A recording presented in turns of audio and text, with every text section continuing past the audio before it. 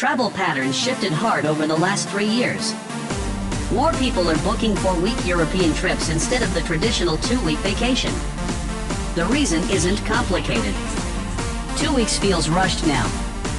Most travelers spend 4 or 5 days just getting acclimated to a new place, dealing with jet lag, finding decent restaurants, understanding how local transport works. By the time you've settled in, half your vacation is gone. 4 weeks changes that math completely.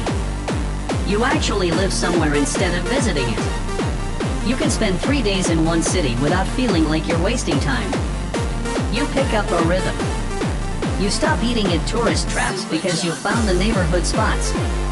You take a day off just to sit in a park and read. The financial angle matters too. When you're going for 4 weeks, you're not paying premium prices for everything. You negotiate weekly apartment rentals instead of hotels. Grocery stores become your friend. You cook some meals. A 4-week trip costs maybe 30 to 40% more than 2 weeks, but the per-day cost drops significantly. That changes the entire equation for families and remote workers who can swing it.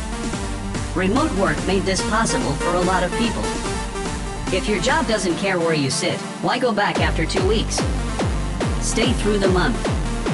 Work from a cafe in Portugal or Barcelona. The internet is decent almost everywhere now.